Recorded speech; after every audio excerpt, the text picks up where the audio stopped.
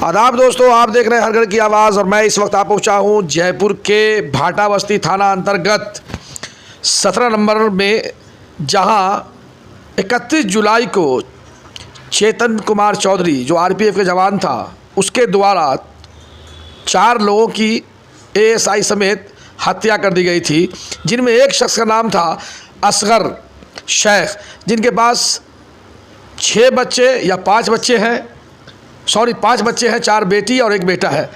और दाढ़ी टोपी वाले को ही टारगेट करके चेतन कुमार आरपीएफ जवान द्वारा जिस तरह के बातें बनी, जिस तरह के हालात हुए, आज उसी के घर पर मैं आ पहुंचा हूं, जहां सैकड़ों लोग नहीं बल्कि हज़ारों की तादाद में लोग जमा खान के आने पर, आश्वासन देने पर, उसकी दिलजोई करने पर लोग आ पहुँचे हैं। और जमा खान ही नहीं बल्कि इनकी तरह कई मंत्री भी आए और आकर के उनको आश्वासन दिया, असगर के परिवार को दिलासा दिलाया कि यकीन मानिए आपको हर तरह की सुविधाएं दी जाएगी। ये कम बड़ी बात नहीं है, बल्कि मैं ये कहूँ तो ये भेजा नहीं होगा कि जनाब जेडीयू जनता दल यूनाइटेड बिहार के कैमूर से जीते हुए जमा खान, जो अल्पसंख्यक के मंत्रालय की जिम्मेदारी उनको दी गई है, उन्होंने आज 17 नंबर में आकर के जयपुर के मृत्यु असगर अली के घर पर आकर के उनके पत्नी को, उनके बच्चों को देखने के बाद नम आँखों से, यानी आँखों से आंसू जारी करते हुए उन्होंने बहुत सारी बात कही। आइए जानते हैं उन्होंने क्या क्या आश्वासन दिया और क्या क्या उन्होंने कहा। मैं ये बताना चाहूँगा कि आए दिन ऐसी घटनाएं आपको और हमें देखने को मिलता है। हर जगह कहीं दाढ़ी टोपी, तो कहीं दाढ़ी वाले को, तो कहीं टोपी वाले को टारगेट किया जाता है, कहीं पंडितों को टारगेट किया जाता है। आखिर ये देश में हो क्या रहा है? क्या राज्य सरकार इसका जिम्मेदार है या भारत सरकार जिम्मेदार है? आखिर दोषी कौन है? आइए जानते हैं जमा खान से कि उनके आने से लोग और उनके आने से यहाँ के लोग कितने खुश हैं और क्या वो कहना चाहते हैं। क्या उन्होंने सीएम नीतीश कुमार जी के कहने से यहाँ पर आए हैं, भेजे हुए मंत्री हैं, और उन्होंने क्या क्या कहा, आइए जानते हैं।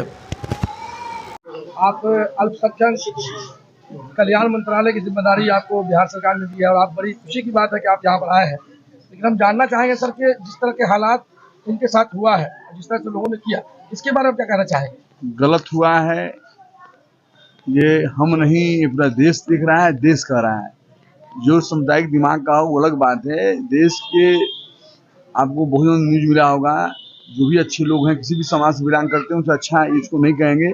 सब लोग दुखित हैं, हम लोग दुखित हैं घटना से, और हम यही चाहेंगे समाज के अंदर सौहार्द प्रेम बनाकर लोग चलें। उसी बनाने के लिए हम लोग लगे हुए हैं। हमारे नेता नीतीश कुमार जी ने देखा होगा, इसी को आप बिहार से मतलब यहाँ पहुँच गए हैं। राजस्थान सरकार जो है वो 5 लाख का चेक देकर आई थी। जाहिर सी बात है 5 लाख से क्या होगा, इनके पास 5 छोटे छोटे बच्चे हैं, 4 बच्चियां हैं, 1 बेटा है। जाहिर सी बात है आप बिहार से एक मंत्री और सीएम नीतीश कुमार के जरिए आप यहाँ तक पहुँचे हैं। मैं कहना चाहूँगा कि राजस्थान सरकार जो है इस पर क्या करना चाहेगी और क्या आपके जरिए मतलब उनको पैगाम पहुंच जाएगी? मैं अपनी बात बता दूं, मेरा जो प्रावधान में पैसा आपके अकाउंट में आ चुका है, उसके बाद भी हमारे नेता ने कहा है कि मधुबनी में हम लोग गए थे, वहाँ भी देखेंगे, वहाँ मकान है नहीं, क्या स्थिति मुझे पूरी जानकारी नहीं है, लेकिन पूरी हम मदद वहाँ करेंगे। जो सरकार हमारी, अभी इनके अकाउंट में पैसे आ भी चुके हैं, जो प्रावधान है पैसा इनके आ चुका है। दूसरा चीज़ है कि मैं रहने की व्यवस्था अगर वहाँ नहीं होगी, मैं अपनी वहाँ बिहार की तरफ से मैं करूँगा। बाकी यहाँ भी डिमांड करूँगा, यहाँ भी सरकार मुझे लगता है दिया ही होगा, मुझे लगता है सरकार यहाँ भी दिया होगा। मैंने मांग किया है महाराष्ट्र सरकार से भी, मैं और रेलवे मिनिस्टर से भी, हमारी बात तो नहीं हो पाई, मैं लेटर लिख के भेजा हूँ, लेकिन मैं उसके लिए रेलवे मंत्री से मिलना होगा, तो मैं पूरी कोशिश करूँगा इनकी व्यवस्था की जाए। और मुझे लगता है राजस्थान सरकार ने कुछ किया भी है, जो मुझे जानकारी जो मिली है। और मेरी सरकार चूँकि बिहार से, ये जहाँ घटना घटती वहाँ की सरकार की ज़्यादा जिम्मेदारी बनती है, लेकिन उन्होंने भी दिया है, मैं भी दूंगा, मैं भी भेजा हूँ और इनकी व्यवस्था मैं करूँगा। आपको ये आपने कहा है, सही बात है, दुख, बहुत बड़ी दुख है, आपको होगा, हम सबको होगा, सारे समाज के लोगों को है। और जो अच्छे लोग हैं हर समाज में होते हैं, उनको दुख है। कुछ गड़बड़ गंदा लोग होते हैं जो हर समाज में होते हैं। जो घटना घटा है, इस घटना से पूरा देश के जो लोग जानने वाले हैं, सबको दुख हुआ है।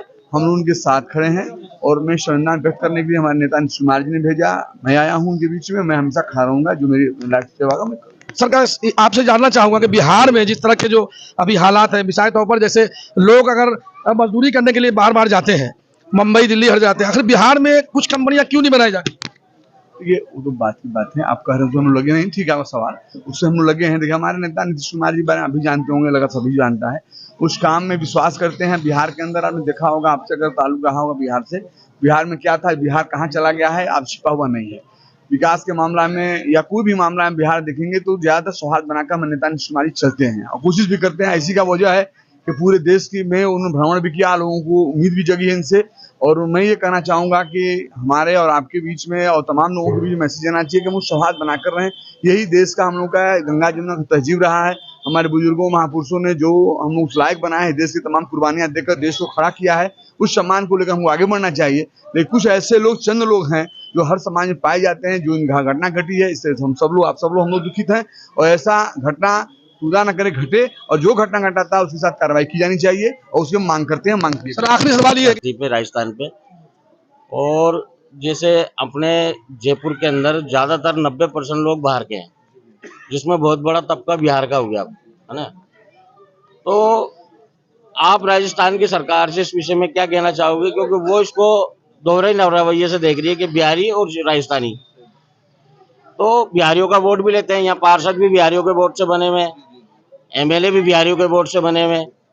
तो अगर वो राजस्थान में रहता था, अगर 70,000 लोग यहाँ जयपुर में रहते हैं बिहारी, 70,000, अगर 70,000 में मान लो किसी की आईडी नहीं है, उस सिर्फ आईडी को आधार बना करके ये कहें कि ये तो बिहार का है और उसके मुआवजे में दोहरा रवैया अपनाए, तो आप सरकार से क्या कहना चाहते हो इस पर? मैं इस सरकार से उम्मीद रखता हूँ, जो हमारे बिहार के लोग हैं या अदर स्टेट के लोग यहाँ रह रहे हैं, इनके हर कार्यों में अपने हाथ लगा रहे हैं, तो निश्चित तौर पर जिम्मेदारी बनती है। और मांग करता हूँ कि ऐसे लोगों की वो व्यवस्था करें, और जो सी घटनाएं घटती है, या एक्सीडेंटल मामला हो, या जो घटना अभी घटी है ये मामला हो, या और भी मामला, आपदा का मामला हो, हमारे बिहार वासियों के लिए वो व्यवस्था करें, चूंकि इनकी जिम्मेदारी बनती है। मेरे यहाँ भी लोग रहता है, मैं भी करता हूँ। तो राजस्थान से, यहाँ के मंत्री से, यहाँ के माननीय मंत्री से, माननीय मुख्यमंत्री से हमारी डिमांड है, इसी व्यवस्था उनकी करनी चाहिए, करनी होगी। मेरे यहाँ सवाल, मेरे यहाँ की बात है, क्योंकि हमारे बहुत सारे भाई, जो भाई ने बताया कि बिहार के लोग हैं, मैं उनकी जिम्मेदारी में लिया हूँ। अगर यहाँ भी होता है, एक्सीडेंट होता है, खुदा न करे, या कोई भी आपदा का क्या आता है, अगर संघर्ष करते हैं, तो मैं उसकी व्यवस्था में बिहार में करता भी हूँ। और हमें लगता है कि मुझसे आने से पहले उनका चेक आ गया होगा, यानी उनके अकाउंट में पैसा भी आ गया होगा। लेकिन दोबारा मैं यहाँ की सरकार डिमांड करता हूँ कि ऐसे लोगों पर तवज्जो दे, क्योंकि उनकी जिम्मेदारी बनती है। मैं उनसे मांग करता हूँ कि अगर तवज्जो नहीं देगा तो शायद ये अच्छा मैसेज नहीं जाएगा। मैं आज रुक के बल्कि रात को मैं मिलूंगा भी, मुलाकात भी कुछ मंत्रियों से करूंगा जो हमारे संबंधित है। क्या शुभ नाम हुआ आपका? मोहम्मद जमा खां, मैं कैमूर जिला का रहने वाला हूँ। बनारस का बॉर्डर पड़ता है, कैमूर जिला है, जहाँ से मैं चुनाव जीता हुआ हूँ। और आज आप सबके दुआ से मैं कैबिनेट मिनिस्टर भी हूँ। हमारे नेता ने मिनिस्टर बनाया और नेता के कार्यों को देखते हुए हमने उनके साथ जुड़ा। और आज खुशी की बात है, हमारे नेता ने कल परसों बुलाकर कहा कि आप जाओ वहाँ पता करो क्या स्थिति है।